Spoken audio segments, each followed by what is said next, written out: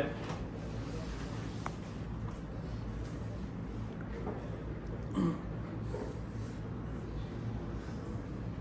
Memory chip, memory chip कहते किसे हैं पहले तो ये बताता हूँ। मेमोरी चिप कहते हैं मेमोरी चिप को, इस आईसी को कहते हैं जिस आईसी में स्टोरेज जमा होती है, और इसको मोबाइल की थ्योरी की लैंग्वेज में इसको नैंड भी बोलते हैं, हार्ड डिस्क भी इसे कहते हैं। इसके अंदर आपके मोबाइल का जितना भी डाटा होता है सारा का सारा इसके अंदर स्टोर होता है। जितना भी मोबाइल का सॉफ्टवेयर होता है सारा का सारा इसी आईसी के अंदर स्टोर होता है। इसको कहते हैं नैंड। और मोबाइल का सीरियल नंबर और उसके बाद जितने भी आईसीज हैं सबका serial number, MAC address, Bluetooth address, WiFi का एड्रेस, सारा का सारा इस आईसी के अंदर जमा होता है। अगर इस आईसी के अंदर कोई भी प्रॉब्लम आ जाए तो फोन आपका ऑन नहीं होगा, ठीक है। एप्पल लोगों पे स्टक करेगा, चलते चलते अगर इसके अंदर कोई मसला आ जाए तो फोन आपका एप्पल लोगों के ऊपर रुक जाएगा, एप्पल लोगों से आगे नहीं जाएगा।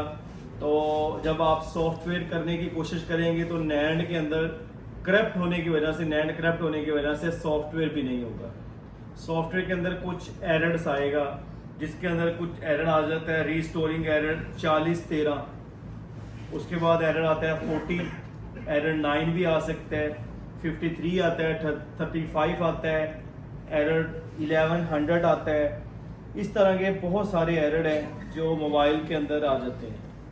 जब मोबाइल के अंदर ये वाले एरर आते हैं तो फिर हम उसको चेक करते हैं। एरर्स को हर आईसी हर फंक्शन एरर्स के हिसाब से चेक होता है। कुछ एरर होते हैं मेमोरी चिप के, इसके प्रोग्रामिंग के एरर होते हैं, 2009 एरर आ जाता है।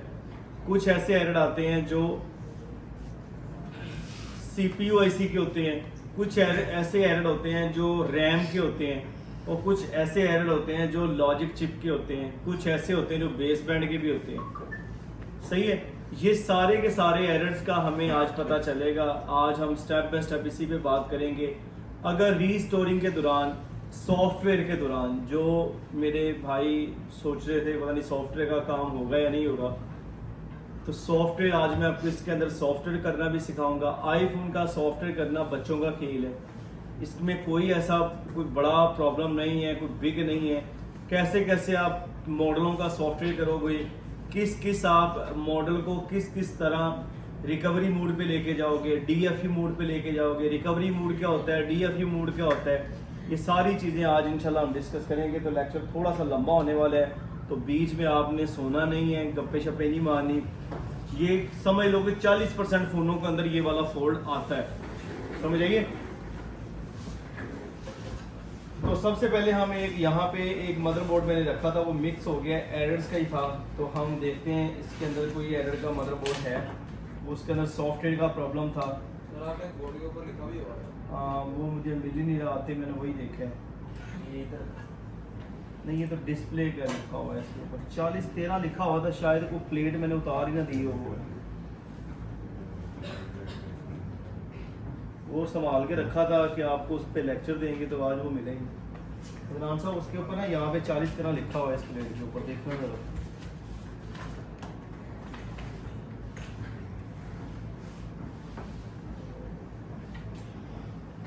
तो ये जो एरर्स का फ़ोन था, ये भी एरर इससे पहले नहीं निकलते थे। ये तकरीबन 2018 में आईफोन की रिपेयरिंग सही स्टार्ट हुई है, 18-19 में।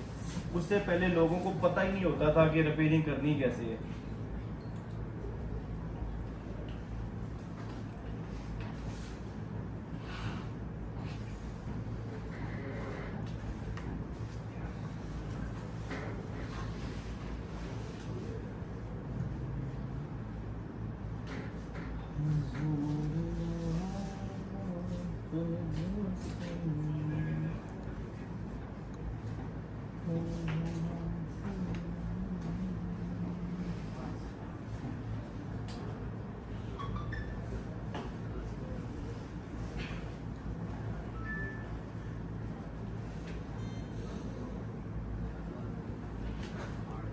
ये नहीं होगा।